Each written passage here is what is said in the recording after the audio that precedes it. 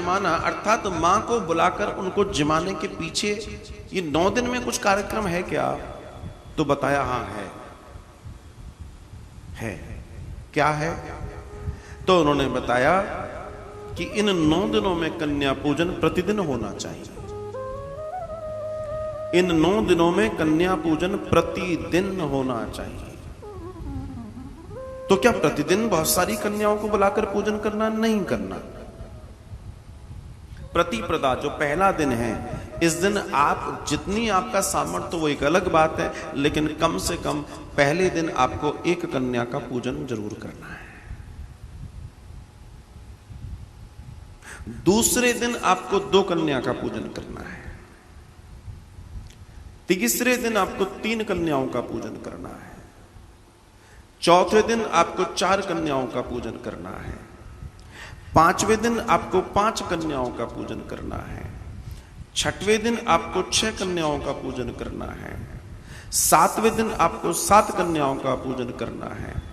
8वें दिन आपको 8 कन्याओं का पूजन करना है।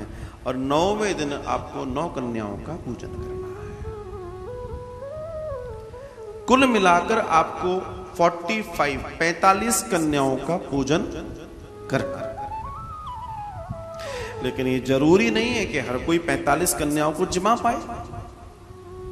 भाई अपना अपना सामर्थ्य और स्थिति है। तब वो व्यक्ति क्या करे जिसके पास सामर्थ्य ही नहीं है? वो 9 कन्याओं को भी नहीं जिमा सकता, तो वैसा व्यक्ति क्या करे? या ऐसी कोई आपके साथ स्थिति घट गई है कि आपके पास वो सहूलियत नहीं है, तो क्या करेंगे?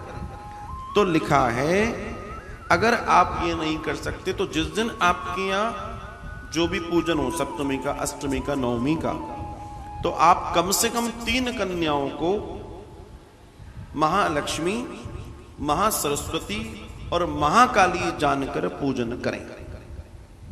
कम से कम 3 कन्याओं को महालक्ष्मी, महाकाली और महासरस्वती जानकर पूजन करें। अगर आप पूजन ऐसी कन्या का करते हैं जो आपके व्यवहार में नहीं है तो और भी उत्तम। समझ रहे हो?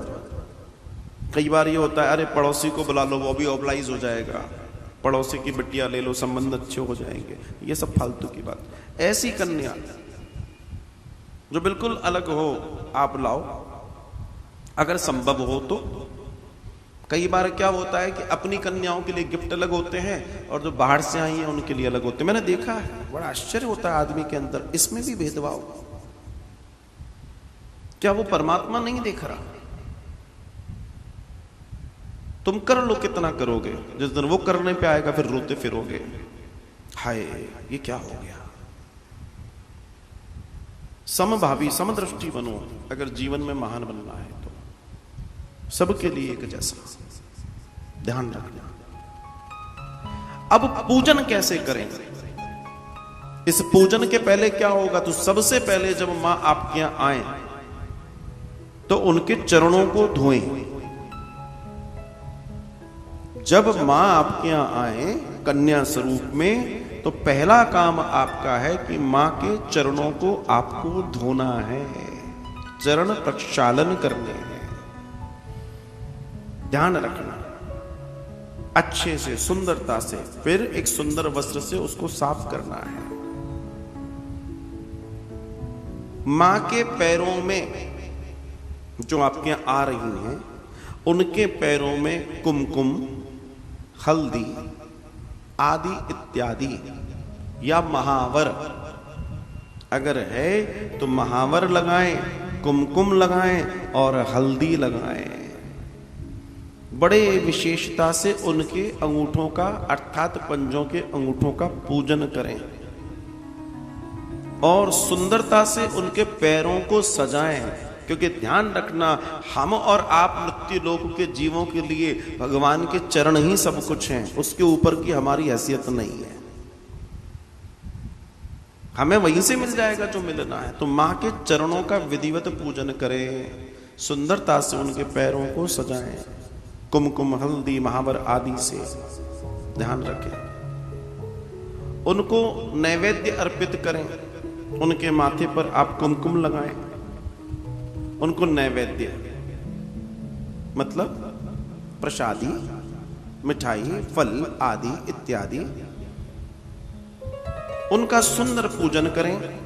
उनको नैवेद्य, चुनरी, आभूषण जो आपको लगता हो। मां की पूजा कैसे करते हैं? मां की पूजा कैसे करते हैं?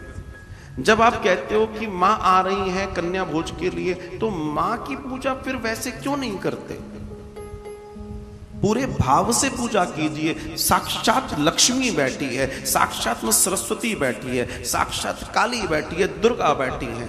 इस भाव से करो ना, और जो भाव होगा उसका प्रभाव होगा। उनको बिना नमक का भोजन कराएं। उनके चरणों को धोने के बाद उसका चरणामृत लें, और उस चरणामृत का जो बचा भाग है वो सबको घर में बांटें। ये वो प्रक्रिया है जो इन नवरात्र में आप सभी को अपने परिवारों में मिलकर करना है। ये फॉर्मेलिटी नहीं है, ध्यान रखना। बहुत सारे लोग इन कार्यों को फॉर्मेलिटी के तौर पर करते हैं, और इसलिए मामला फॉर्मेलिटी में ही चला जाता है। फॉर्मेलिटी। कन्या अर्थात वो मैया जो कन्या के रूप में आपके यहाँ आती हैं, जो हर साल आती हैं, उनको भी मालूम है किस घर में हमें पहले जाना चाहिए। उनको भी मालूम है वो कौन से घर हैं जिनमें जाने के लिए वो लालायित रहती हैं। समझ गए ना? हाँ। तो जब मां इतने प्रेम से आपके घर आने के लिए लालायित होंगी, तो सोचो आशीर्वाद कैसा मिलेगा। क्यों आ रही हैं वो आपके घर? अरे उनके यहां बड़े सुंदर गिफ्ट देते हैं, बाल बाबा है, तो उनकी लालसा रहती है उस घर में जल्दी जाए, चाहे 4 घर छूट जाए। ले रहे उसी मां से, जब देने का मौका आता है तो जय जय। इस बात को भी समझना बहुत आवश्यक है। मां भगवती अंबा मानकर ही पूजन करें। जो आप पूजन कर रहे हैं वो मां भगवती जगदम्बा मानकर ही पूजन करें, आपका कल्याण होगा। ध्यान रखिए।